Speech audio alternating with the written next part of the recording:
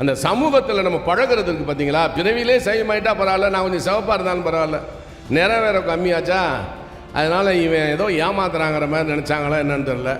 எங்கே போனாலும் ஒரு ராஜேஷ் சாருக்கு சைவம் ஏதாவது இருந்தால் எடுத்து வை அப்படின்னா, நான் ஏதோ ஒரு அன்டச்சபிள் மாதிரியும் ஏதோ ஒரு தீண்டதகாத மாதிரி வியாதிக்கார மாதிரி நினச்சிட்டாங்க. நிறைய பேர் என்ன ஹார்ட் பேஷண்ட்டு நினச்சிட்டாங்க.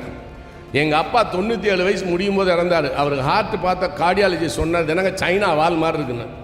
அந்த ஜீனில் பிறந்த வேணாம். எனக்கெல்லாம் ஹார்ட் அட்டாக்காக வந்திருந்தா இந்நேரம் ஒரு 11 தடவை நான் செத்து பொழைச்ச வேணாம். ஏன்னா அவ்வளோ சத்தம் போடுவேன். இல்லைன்னா இன்னும் ஹார்ட்டெல்லாம் இன்றைக்கெல்லாம் போகாது. அப்படி ஒரு விஷயத்தில் எனக்கு ரொம்ப அது மேலே ரொம்ப தாக்கமாக இருந்துச்சு. பார்த்தேன், கல்யாணம் காட்சிகளுக்கு போனால் இது நம்ம நாட்டை ஸ்டடி பண்ணேன். இந்த ரஷ்யாவில் லெனின் ஒன்று சொன்னார்.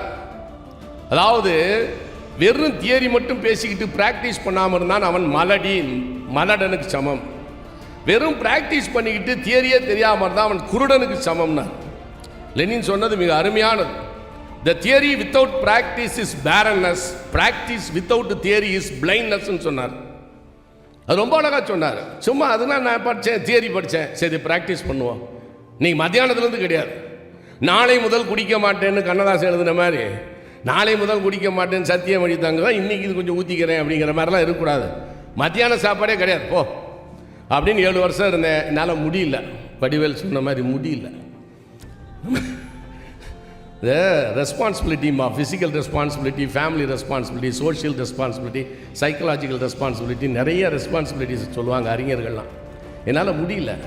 அங்கங்கே போகும்போது எப்பயாவது அப்படி டச் பண்ணி இது இப்போ செய்ய வேண்டிய கட்டாயமாக இருக்குது. இந்த விருந்தாடிகள் வர்றாங்க பாருங்கள், அவங்க ஒரு பெரிய தப்பு பண்ணுறது என்னென்னா, வீட்டுக்கு வந்துட்டோன்னா சைவ சாப்பாடு போட்டால் அவங்கள அவமதிச்ச மாதிரி நினைக்கிறாங்க. செருப்பால் அடித்தா கூட வாங்கிக்குவாங்க போல இருக்குது. இந்த சாப்பாடை போட்டால் அவ்வளோ கோவப்படுறாங்க. ஏன்னா நம்ம பரம்பரையாக என்வி சாப்பிட்ட பரம்பரை.